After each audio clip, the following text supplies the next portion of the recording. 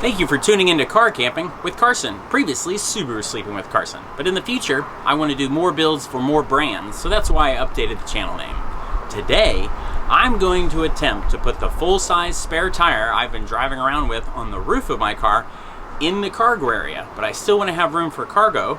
I also still want to be able to access the cargo I have where the donut spare tire used to be, and I want to be able to have a platform that will fit an individual like myself who's 6'3" to be able to sleep in the car with the tire back there. I don't think any of this is going to work, but I'm going to try it. And thanks for coming along for the adventure. I honestly didn't even know if the spare tire was going to fit in the back. I mean, it is additional rim I bought, but it's the same size as the factory rims. And then I got these Falcon Wild Peak tires, and I just still wasn't sure if it would even fit in the back. So this was great that it actually fit. Now comes, trying to decide where I'm going to put it. If I'm going to store it up or against the back seat, or if I could maybe elevate it with a box and then have some storage space underneath it. This is all really just kind of brainstorming right here. But the next step is removing all of this stuff because I am going to be putting the spare tire there. And I do end up getting a little extension part right here that I'm using. I'm going to shave it down, but I want to try to get as much of the tire down as I can. That lip of the plastic was in the way a little bit, so I'm going to actually end up shaving that round area down just a little bit in order to get the tire to clear it a little better. Even just another 1/2 of an inch, I can push the tire down a little bit more into the original spare tire area, and again, just get a little more, any more ability to have the tire go down is helpful. I totally understand the spare tire is not going to fit in this original space that the little donut fit in, but I'm still trying to get it down as far as I can. Perfect. Okay, so I bought a little threaded rod so I can attach the new spare tire to the same location in the floor that the little donut spare tire was there as well. So I'm seeing here just cutting it off and rounding it off the end and getting rid of all the little sharp bits and setting it so it fits in. Now I'm trying to fit everything I originally had down there everywhere else. So I'm trying to determine what will go underneath the spare tire now, and then what will go around it. I end up putting all of the tire changing related items like the jack and the little chocks, and then like my gloves and a little tire patching kit and items like that. I put those below the tire because I figure I'm not really ever going to be getting or accessing any of those items unless I'm changing the tire. Okay, now I need to modify the 88-inch sleeping platform by removing one section at the end. I think it will perfectly butt up against the spare tire. And now with a sleeping pad and my sleeping bag and some pillows where the platform butts up against the full-size spare, the elevation will be kind of like just another pillow, and I think it'll be fine, and I'll be able to sleep comfortably through the night. We'll see. Along with modifying the sleeping platform, I also need to modify my little cargo box that I made that holds my water and any other items I'm taking with me to eat along on the camping trip, because it used to fit on the left-hand side in the cargo area along with the platform. And now that the cargo floor is elevated because there's a full-size spare back there, I need to reduce the height of the cargo box so I can shut my tailgate.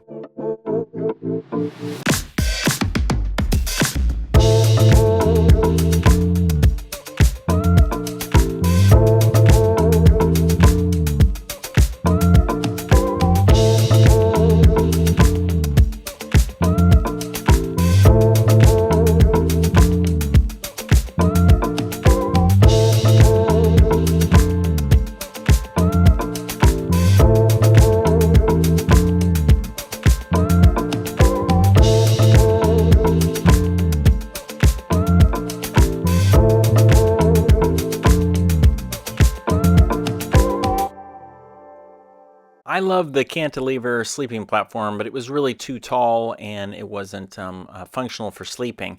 It also takes up a lot of room. I used to have it in my attic, but it weighs like 1,000,000 pounds and I almost killed myself taking it down from the attic.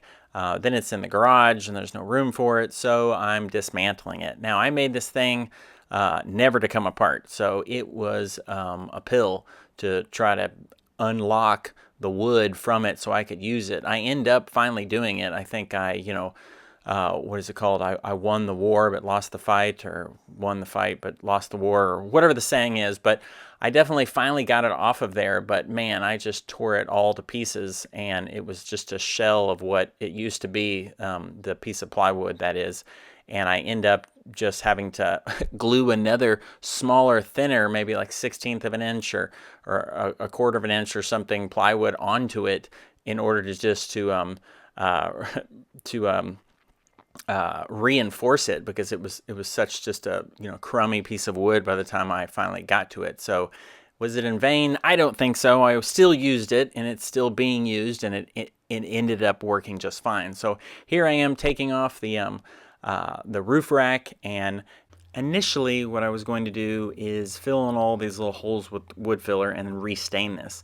And I got the idea, why don't I cut it into 3 pieces, and then I can put hinges on it, and I can lift up the left side and the right side and access the cargo, which I'll have on either side of the spare tire.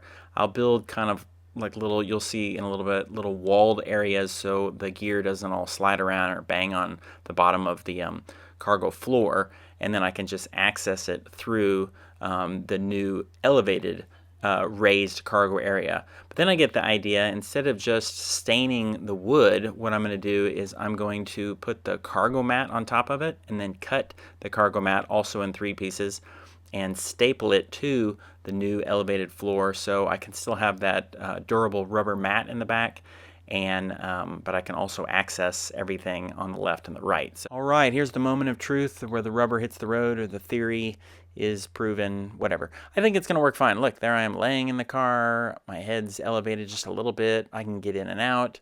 I'm already sketching out a design in order to fit 2 people in the car again with the full-size spare. So although I love the 88-inch folding platform and I think it will work for solo camping for this situation, I am going to be building a new platform for the setup I have now, for the full-size spare being back there for 2 people.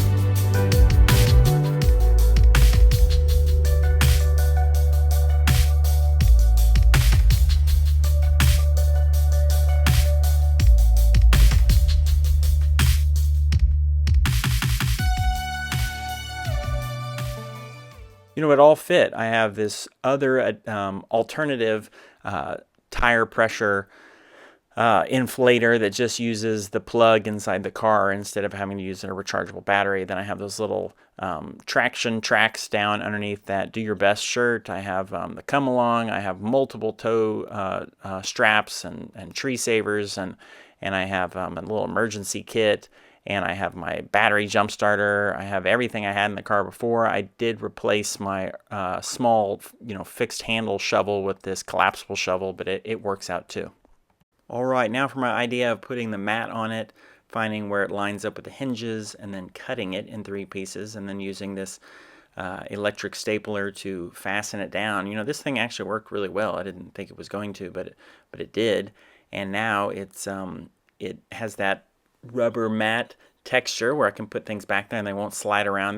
That's why I changed my mind. I initially was going to just have the wood, but then I realized that the wood was going to be very slippery.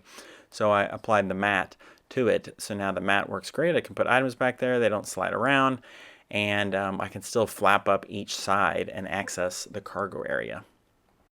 Here I am just running through the full scenario, putting out the platform, putting out my sleeping little inflatable mattresses, getting into my sleeping bag.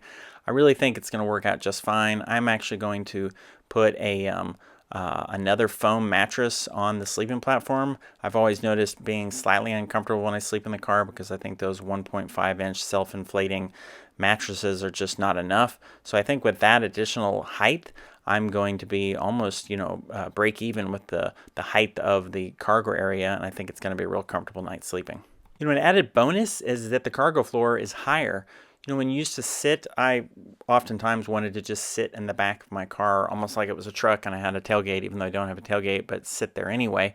But I couldn't really hang my legs over the back because there was that lip that kind of went down into the cargo area. Well, now that down is gone because there's a full-size spare there. And now the cargo floor is flush with the back. So I can just sit there and hang my legs over and my feet don't touch the ground, which is really remarkable because I'm very tall. And I can just sit and watch the sunset or take pictures, from the back and do all these things that seem like silly and that no one would do, but I've done them. And then when I put the full-size spare inside the car and took off the roof rack, my gas mileage average came up to 30 miles per gallon, which is incredible because I'm doing more driving, so that really helps.